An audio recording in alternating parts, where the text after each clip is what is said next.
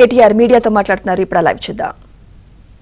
జుట్టు మా చేతులు ఉంది కాబట్టి మేము ఆడిచ్చినట్టు ఆడతాం, మా కోవట్టు పరిపాలిస్తున్నాడు తెలంగాణ కాబట్టి ఫుట్బాల్ ఆడతామని చంద్రబాబు అనుకుంటే దాన్ని ఖచ్చితంగా వ్యతిరేకిస్తాం. తప్పేమున్నదల్లా బనకచెర్ల విషయంలో మీరు కావాలని దుష్ప్రచారం చేస్తున్నారు, అక్కడ ఏమీ లేదు, అనవసరంగా ఇది రెండు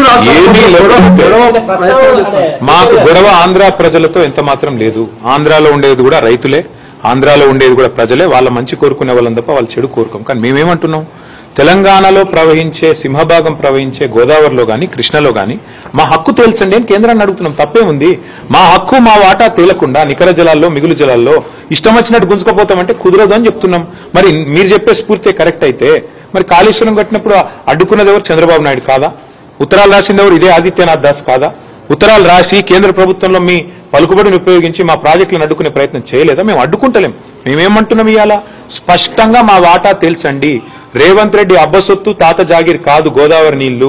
రేవంత్ రెడ్డి ఇష్టం వచ్చినట్టు సంతర్పణ చేస్తానంటే తెలంగాణ ప్రజలు ఊకోరు. నెల రోజుల్లో కమిటీ వేస్తా. ఎవరిని అడిగేస్తున్నావు కమిటీ? ఎవరిని అడిగేసినావు కమిటీ? నువ్వు చంద్రబాబు చెప్పగానే కమిటీ వేస్తావు, కమిటీ 30 రోజుల్లో రిపోర్ట్ ఇస్తుంది. కమిటీ ఇచ్చే రిపోర్ట్ ఫైనల్ అంటావా? ఎవరికి ఫైనల్? నీకు ఫైనల్ కావచ్చు, తెలంగాణ ప్రజలకు తెలంగాణ రైతులకు ఎట్లా ఫైనల్ అవుతుంది?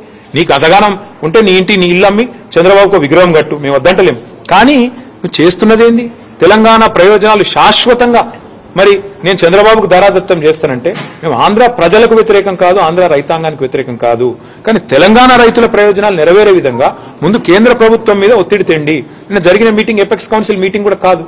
మరి ఎపెక్స్ కౌన్సిల్ మీటింగ్ కాదు, ఇన్ఫార్మల్ మీటింగ్ అని ముఖ్యమంత్రి చెప్తున్నాడు. మరి ఇన్ఫార్మల్ మీటింగ్ లో తీసుకునే నిర్ణయం, అందులో వేసే కమిటీ, దానికి ఉండే చట్టబద్ధత, దానికి ఉండే ఆమోదయోగ్యత ఏ పార్టీదని నాకు అర్థం కాదు. ఈ రకంగా అడ్డగోలుగా మాట్లాడి తెలంగాణ రైతాంగాన్ని కించపరుస్తా అంటే మేము ఊరుకుంటామా? సార్ ఇంకొకటి, కృష్ణా బోర్డు కూడా ఇప్పుడు ఆంధ్రప్రదేశ్ లో పెడతారా అంటారు. అది కూడా గొప్ప విజయం అని చెప్పుకుంటాడు. ఎంత సిగ్గుమాలిన పని అంటే, మొన్నటిదాకా బీఆర్ఎస్ ప్రభుత్వం ఉన్నంతకాలం 2 బోర్డులు హైదరాబాద్ లో ఉన్నాయి. Godavari river management board, KRMB 2 ఇక్కడనే ఉండే ఆఫీసు. ఇవాళ కేఆర్ఎంబిని ఆంధ్రాకు తరలించి అది కూడా గొప్ప విజయం అని చెప్పుకుంటాడు ముఖ్యమంత్రి. ఇది నీ నవ్విపోదురు గాక నాకేమి సిగ్గన్నట్టు ఉన్న ఆఫీస్ ఎత్తగొట్టి, ఉన్న ఆఫీస్ ఉడగొట్టి సిగ్గు లేకుండా ఇంకా నేనేదో గొప్ప విజయం సాధించిన అని చెప్పి మాట్లాడితే ప్రజలకు అర్థం కాదనుకుంటున్నాడు రేవంత్ రెడ్డి. నేను అడుగుతా ఉన్నా. చివరిగా నేను అనేది, ఈ విషయంలో అందరికంటే ఎక్కువ బాధ్యత ఉన్నది కేంద్ర ప్రభుత్వానికి. వాళ్ళు స్పందించాలి. ఇట్లా ఇష్టం వచ్చినట్టు చంద్రబాబు ఆడిచ్చినట్టు ఆడతామని కేంద్రము రేవంత్ రెడ్డి తల ఊపితే ఇక మిగతా సంగతి తెలంగాణ ప్రజలు చూసుకుంటారు. బీజేపీ సంగతి, కాంగ్రెస్ సంగతి తెలంగాణ ప్రజలు చూసుకుంటారు. 10 ఏళ్ల చేయని పని మేము చేస్తున్నాము. ఏం పని చేసిండు? కృష్ణా బోర్డును అప్పచెప్పుడా? పని చేసుడంటే కృష్ణా బోర్డును ఆంధ్రాకు తరలించుడా? లేదా గోదావరి మిగులు జలాల్లో మరి లేని హక్కును ఆంధ్రాకు దారాదత్తం చేయడం ఏంది పని?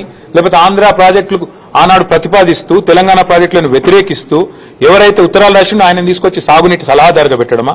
లేదా కేసీఆర్ గారు బ్రహ్మాండంగా తెలంగాణలో ఒక సంక్షేమ వాతావరణం తీసుకొస్తే, పండుగలాగా వ్యవసాయాన్ని చేస్తే, వరిధాన్యం ఉత్పత్తిలో భారతదేశంలో నెంబర్ 1 చేస్తే, ఇలా కేసీఆర్ మీద కోపంతో కన్నెపల్లి మోటార్ లాంచ్ చేయకుండా మిడ్ మానేర్ నిండబెట్టి మొత్తం రాష్ట్రంలో పంటలన్నీ ఎండుతుంటే, ఇవాళ కరువు వాతావరణం ఉంటే కిందికెళ్లి నీళ్లు లక్షల క్యూసెక్ల నీళ్లు కిందికి పోతుంటే గుడ్లప్పగిచ్చి చూడడమా తెలంగాణ సాగునీటి రంగంలో ఆయన సాధించిన విజయం?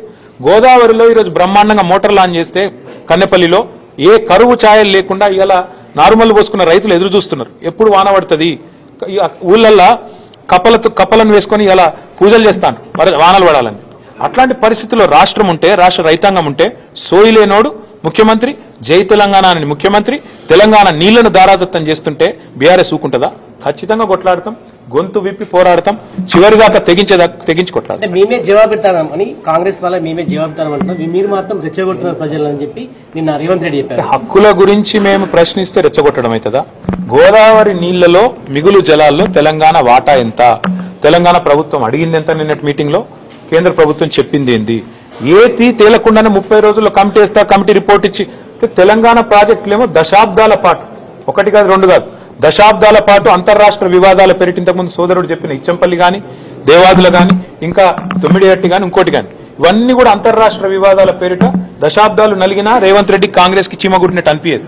కానీ చంద్రబాబు అడగంగానే 30 రోజుల్లో రిపోర్ట్ రావాలి, 31వ రోజు గోదావరి జలాలు కింది కురకాలి, పొంగి పొరలాలి, తెలంగాణ మాత్రం ఎండాలి. ఇదా నీతి. అందుకే మేము అంటున్నాం, ఎవడు అబ్బసొత్తని ఇస్తావు నువ్వు గోదావరి జలాల మీద హక్కు? ఎవరు చెప్పిండి నీకు 30 రోజుల కమిటీ ఒప్పుకోమని? ఆ కమిటీ జనరల్ ఏ కమిటీ అయినా, ఆఫీసర్స్ కమిటీ కానీ, ఎక్స్పర్ట్స్ కమిటీ కానీ, it is merely advisory in nature. వాళ్ళు చెప్పేది ఏది కూడా అల్టిమేట్ గా ప్రభుత్వం మళ్ళీ చర్చ పెట్టి అసెంబ్లీలో, కేబినెట్ లో, ప్రజా సమక్షంలో అవసరమైతే అఖిలపక్షం పెట్టి ఒప్పించి మెప్పించి మన హక్కుల గురించి ఏం చేస్తున్నామో తెలంగాణ ప్రజలకు చెప్పి పారదర్శకంగా ఆ తర్వాత